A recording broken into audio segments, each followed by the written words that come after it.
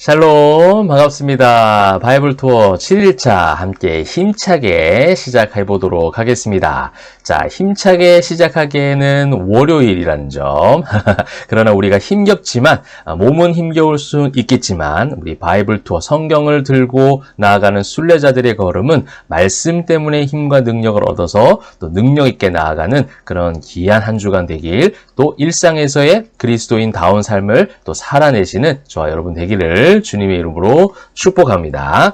자, 그렇다면 오늘 출애굽기 11장부터 20장까지 우리가 함께 보게 될 텐데요. 사실 구조상으로 보면 1장부터 18장까지가 이 모든 출애굽의 이야기들이 담겨져 있다면 이제 19장부터는 하나님께서 모세를 시내 산으로 부름으로 말미암아 십계명도 주시고 법률적인 많은 것들을 또 어떤 것을 지켜야 되는지, 사실 이스라엘 백성들에게 지금 사실은 질서와 기초가 전혀 잡혀져 있지 않거든요. 그들에게 말씀의 기초를 세워주시고 또 성소, 성막 이런 모든 어떤 제정하는 법들을 계속해서 뒷부분에 가르쳐 주시거든요. 그래서 사실상 구조적으로는 딱딱 들어맞진 않지만 11장부터 20장까지 우리가 읽으면서 또 하나님께서 어떤 우리 또 각자에게 어떤 메시지를 주실까 기대하는 마음으로 읽으시면 좋겠습니다. 자, 우리 11장부터 20장까지의 말씀을 저는 이제 오늘 주제를 구속하시기 위해 인도하시는 하나님이라고 한번 정해보았습니다. 구속이라는 단어는 창세기를 통해서 여러분 여러 번 말씀을 드렸습니다. 창조하셨고 그러나 인간은 타락했습니다. 그러나 타락한 인간들을 은혜로 보존하셔서 끝내 그 보존하시는 목적이 무엇입니까? 우리를 다시 자녀로 구속하시기 위해 죄로 말미암아 세상 바깥으로 튕겨져 나가는 그 죄인을 하나님은 다시 끌어당겨서 자신의 품으로 구속하시기 위하여 우리를 끝까지 보존하신다라는 것이 구속의 은혜였는데, 그 구속의 은혜, 그 구속의 모형이 담겨져 있는 이 구원의 은혜의 모형이 담겨져 있는 이 출애굽기 말씀 가운데 많이 따라오는 단어가 바로 인도하신 하나님이에요. 하나님이 인도하신다는 겁니다. 여러분, 우리가 하나님 앞에 구원의 은혜, 하나님의 품에 있기 위해서 우리는 때로는 오해할 때가 있습니다. 내가 얼마나 많이 해야 되는가? 내가 얼마나 말씀을 많이 봐야 되는가? 내가 얼마나 기도를 많이 해야 되는가? 내가 얼마나 교회를 다녀야 하는가? 내가 얼마나 교회에서 많은 봉사를 해야 되는가? 내가 얼마나 많이 하는가에 따라서 거기에 따른 결과에 의하여 하나님의 품에 안길 수 있고 하나님과 가까이 갈 수 있다는 생각을 하게 돼요. 물론 이 모든 것들이 필요 없다는 것은 아닙니다. 우리가 하나님을 위해서 열심히 사명을 감당하는 거 귀하고 좋은 일입니다. 그러나 성경에서 말하는 이 구속의 원칙은 무엇이냐면 강권적인 하나님의 인도하심이었다는 거예요. 오늘도 성경에서 여러분 많이 한번 찾아보시면 좋겠습니다. 내가 애굽에서 너희를 인도하여 내었다라는 표현이 나올 때마다 형광펜을 한번 칠해봐도 좋을 것 같아요. 얼마나 많이 나오는가. 여러분, 그와 같이 여러분들을 하나님은 인도하고 계세요. 지금도 인도하고 계신다는 거예요.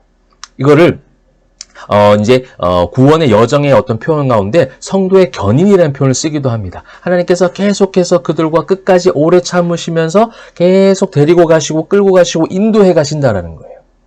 여러분, 오늘도 하나님께서 여러분의 일거수일투족 가운데 인도하심을 믿으시고 승리하시기를 바랍니다. 자, 그렇다면 이제 11장부터 장자 죽음 예고가 등장합니다. 이전 9가지의 이 재앙들은 인간의 생명을 직접적으로 타격하는 재앙은 아니었습니다. 영향을 주고 괴롭게 냈지만 생명을 걷어가는 그런 재앙은 아니었거든요. 근데 마지막까지 완악했던 그 바로와 이집트 사람들에게 하나님은 이제 장자 죽음이라는 마지막 재앙을 내리시죠. 그것이 이제 12장 장면이고, 그 장자 죽음을 피하기 위해서 유월절 절기를 지킵니다. 유월절 절기는 유월절이라는 것은 넘어간다는 뜻이에요. 유도 넘을 유, 월도 넘을 월이에요. 넘어간다라는 거예요. 뭐예요? 장자 죽음의 심판이 하나님의 그 사인, 하나님의 자녀들, 하나님의 어떤 표식이 있는 그런 가정과 하나님의 자녀들의 가정은 그냥 넘어가 버린다는 거예요. 죽음의 재앙이 넘어가 버린다는 거죠. 그래서 어린 양의 피를 좌우 문설주와 임방에 바르는 겁니다.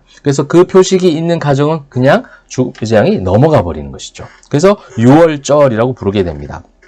자세한 내용은 다음에 한번 나눠보도록 할게요. 그렇게 이제 유월절 유월절 절기를 지키고 그 재앙을 이스라엘 백성들은 넘어가게 되죠. 그것이 이제 구원의 은혜이기도 합니다. 어린 양의 피는 누구를 가리키겠어요? 딩동댕. 여러분 딱 들으시면 아시겠죠? 바로 예수 그리스도. 구속사적 관점, 구원사적 관점, 모든 성경의 본문은 구약도 예수 그리스도를 향하고 있거든요.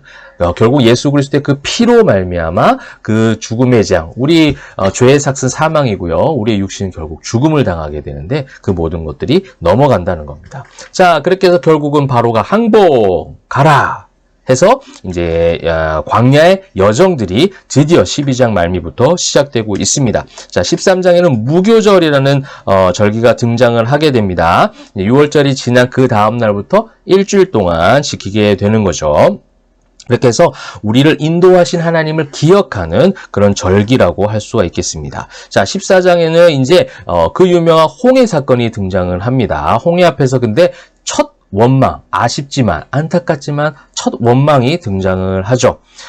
여러분, 우리가 하나님 앞에 구속의 은혜, 나를 인도하시고 나의 전혀 공로가 없고 내가 한 것이 없는데 하나님께서 값없이 은혜를 주셔서 그런지 너무나도 아무런 노력 없이 얻은 큰 대가여서 그런지 소중하게 여기지 못할 때가 있어요. 감사하지 못해요. 그래서 하나님이 나를 구원하셔서 매일 나와 인도하고 계신다는 사실에 대해서 기대하고 감사하고 만족하기보다는 여전히 내가 처한 환경과 상황과 조건 때문에 불평하고 힘겨워하고 원망한다는 것이죠. 여러분의 상황이 쉽지는 않겠지만 뒤에는 바로 군대가 쫓아오고 앞에는 홍해가 있어서 정말 어디로 피할지 피할 길이 보이지 않는 상황 가운데서도 모세와 같이 주님을 바라보시는 여러분 되면 좋겠어요. 그때 어떤 역사가 일어납니까? 바다가 갈라집니다. 우리 주일학교 때도 많이 들었던 설교죠. 그렇게 이제 바다가 갈라졌고 15장에서 계속해서 광야 여정들이 시작되는데요. 그 광야 여정이 있을 때마다 계속 따라오는 게 뭐예요? 첫째는 하나님께서 인도하심이었고요. 두 번째 따라오는 게 안타깝지만 백성들의 원망이었다라는 거예요. 여러분, 이것을 오늘 여러분 성경을 읽으시면서 하나님 앞에 한번 내 자신을 돌아보는 시간도 되면 좋겠습니다. 자, 그렇게 해서 15장에는 모세와 미리암의 노래도 나오고요. 홍해 이후에 계속되는 광야 여정이 나오고 있습니다. 여기서 재미있는 제가 성경을 보면서 예전에도 느꼈던 것이 뭐냐면 마라에서 이제 물 때문에 불평을 하죠. 마라에서 불평을 했는데 그 다음 코스가 엘림이라는 곳이에요. 근데 그 마라와 엘림은 너무 가까운 거리 있었어요. 반나절만 걸어가면 충분히 도달할 수 있는 가까운 거리였습니다. 물 때문에. 근데 그 엘림은 물이 풍성한 곳이었거든요. 여러분, 그래요. 우리가 어느 한계치에 다다랐다고 생각하는 그 상황이 있습니다. 그것이 이제 사단이 주는 생각이에요. 여기까지야. 더 이상 참을 수 없어. 넌 참을 수가 없어. 넌 참아서도 안 돼. 이제 더 이상 어려워. 힘들어. 그런데 하나님이 그 뒤에 예비된 은혜를 준비하고 계신다는 사실. 그래서 조금만 참으시고 조금만 더 인내하시고 힘내시면 좋겠습니다. 자, 16장에는 이제 신광야라는 곳에 이제 머물렀고요. 예수님의 모형이 되는 생명의 떡이신 예수님의 모형이 되는 드디어 만나가 등장합니다.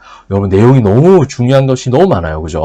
만나는 이게 뭐지? What is this? 이런 의미예요. 이게 뭐지? 이게 먹는 거? 맞나? 이렇게 하면 좀 잘 배워질까요? 이게 먹는 거? 맞나? 처음 본 음식이에요. 하늘에서 음식이 떨어져요. 생명의 떡이 하나님의 은혜로 말미암아 이어지고 있습니다. 몇 년간 광야에 있는 40년간 한 번도 빠짐없이. 대신 이제 마지막 날 하루는 이제 나오지 않아요. 토요일까지 토요일 날 2배로 주시는 거예요. 그리고 이제 우리식으로 하면 그런 거예요. 주일날, 안식일날 그것을 거두지 말고 하나님만 바라보라는 거죠. 하나님께서 채워주신다라는 의미로 이제 만나와 이제 메추라기를 허락하십니다. 17장에는 르비딤이라는 곳에 갑니다. 19장에는 장인 이드로의 충고가 있고요. 왜냐하면 이제 모세가 너무 업무가 힘든 거예요. 여러분, 여기서도 이제 동력의 은혜가 우리가 발견할 수 있는 거예요. 우리는 한 사람이 모든 일을 할 수가 없어요. 교회라는 곳은 여러 사람이 있을 수 있는 것입니다. 그래서 여러 사람의 도움이 필요하고 도움을 줄 알고 도움을 받을 줄 아는, 또 19장, 20장에는 이제 시내산에서 하나님을 만나는 모세의 이야기가 19장에 나오고요. 10계명을 받게 되죠. 많은 율법과 회막법을 허락받게 됩니다. 20장에는 10계명에 대한 내용들이 등장을 하고 있습니다. 자, 여러분, 벌써 너무 긴 시간이 흘렀어요. 아쉬워요. 저는 정말 정말 중요한 출애굽의 이야기를 더 많이 하고 싶은데 좀 절제해야 되겠습니다. 이미 너무 많은 시간이 지나서 죄송하고, 그럼에도 불구하고 오늘 읽는 모든 성경 말씀이 여러분 마음 가운데 깊이 깊이 심겨지면 좋겠습니다. 오늘 한 가지만 기억할까요? 여러분 구속하시는 하나님, 여러분 이미 구속하셨어요. 그죠? 누구로 말미암아? 예수 그리스도로 말미암아 이미 구속하신 그 하나님께서 또 그 복음이 여러분을 오늘도 인도하고 계신다는 사실. 그것이 홍해가 있다 할지라도, 때로는 마라의 쓴물 앞에 있다 할지라도, 아무것도 보이지 않고 먹을 것이 없는 광야에 있다 할지라도, 우리 바이블 투어, 우리 순례자들, 광야의 순례자들 아닙니까? 광야 때문에 주눅들지 마시고, 광야 때문에 넘어지지 마시고, 광야 때문에 원망하기보다, 바다 앞에서 원망하기보다 크신 하나님, 우리를 애굽에서 인도하여 낸 그 하나님 붙잡고 승리하는 저와 여러분 되면 좋겠습니다. 오늘 힘차게 복음을 드러내고 그 의를 모든 세상 가운데 전파하며 살아가는 저와 여러분 되시기를 주님의 이름으로 축복합니다. 감사합니다. 기도하겠습니다.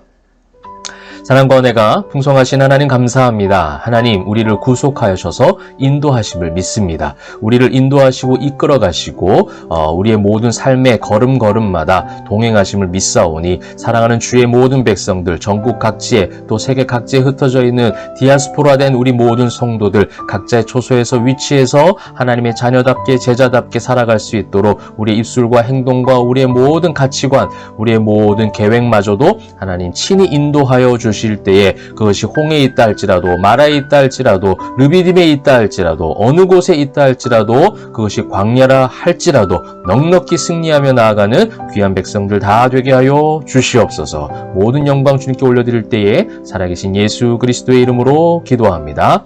아멘. 우리 바이블 투어 성도님들 모두 이번 한 주간도 화이팅!